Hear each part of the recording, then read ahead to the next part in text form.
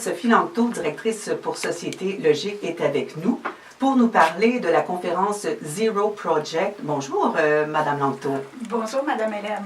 Dites-nous donc, pour commencer, qu'est-ce que la conférence Zero Project? C'est vraiment en anglais qu'il faut le dire. Hein? Oui, parce que c'est la langue commune de tous ceux qui étaient là la semaine dernière à Vienne.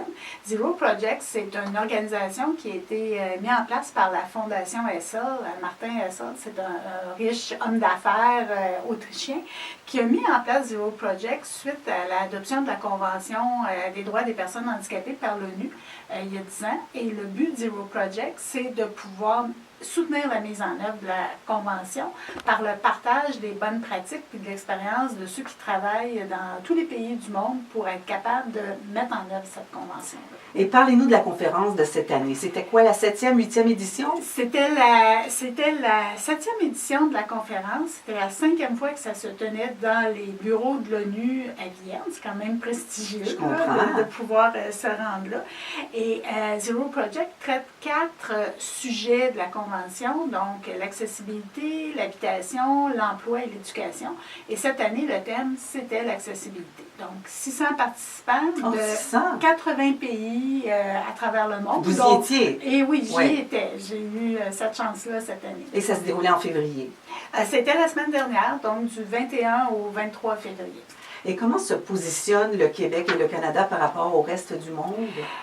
Il faut dire tout d'abord qu'on était très peu de Canadiens et j'étais la seule Québécoise des 600 participants. Ah oui? Combien de Canadiens?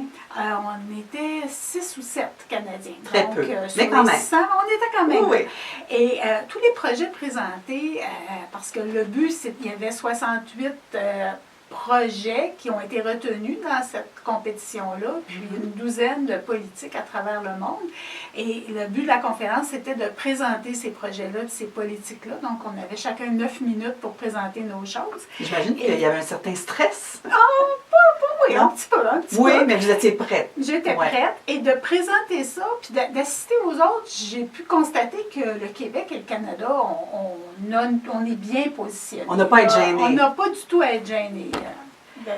Et quel accueil a reçu le PPASAU? Il faudrait dire d'abord qu'est-ce que ça veut dire. C'est un audit du potentiel piétonnier.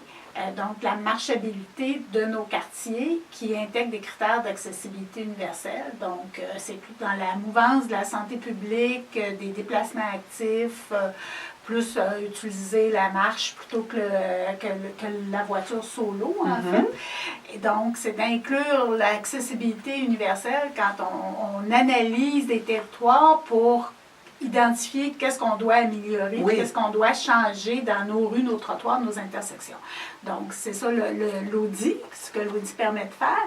Et l'accueil a été très, très favorable parce que les gens nous ont dit, marcher, c'est le moyen de déplacement le plus simple puis le plus économique. Mais il faut que les infrastructures qui nous permettent de marcher, ça soit accessible à tous. On passe beaucoup de temps à penser au transport en commun, à l'accessibilité des lieux, mais pour pouvoir se déplacer, on est tous piétons d'une façon ou d'une autre. Oui. Parce que, donc, ça a reçu un bon accueil. Oui, j'imagine, parce que c'est un projet assez extraordinaire qui est applaudi depuis qu'on le connaît, finalement? Oui, depuis qu'on travaille à le développer, c'est un projet qui retient beaucoup l'attention. Et comment vous envisagez la conférence Zero Project 2019? 2019, comme je vous disais, il y a 4 thèmes qui sont couverts par Zero Project. Et l'an prochain, le thème, c'est toutes les questions d'habitation, d'independent living. Donc, independent living, d'être autonome. Autonome dans son logement, dans sa maison. Donc, c'est le thème de l'an prochain.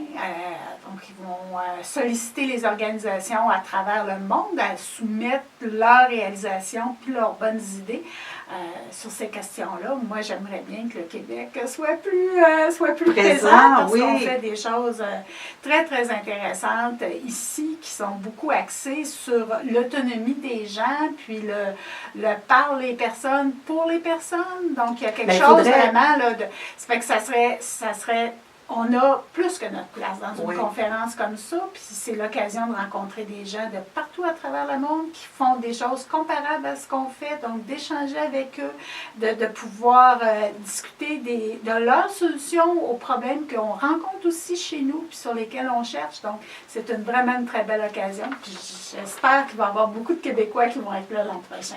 Et vous, vous êtes une excellente porte-parole. Est-ce que vous savez quand les candidatures doivent être soumises? Les dates ne sont pas annoncées encore officiellement, mais si je me fie à ce qui s'est passé l'an dernier, ça devrait être autour du mois de mai ou du mois de juin où on verrait, c'est certain qu'on va en reparler puis on va diffuser cette information-là. Oui. D'ailleurs, Il n'y a pas beaucoup de promotion, il me semble. C'est comme la Convention des droits des personnes handicapées de l'ONU. Chez nous, on utilise très peu ça au Québec comme outil. Puis j'ai vu à Zero Project, j'ai eu la chance de parler à des villes qui ont adopté un plan d'action en vertu de cette conférence-là, de cette, plutôt de cette convention-là de l'ONU. Bon, je retrouve les choses.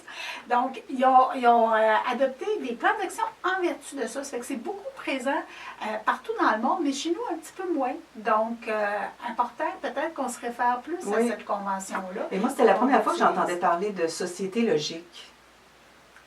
OK.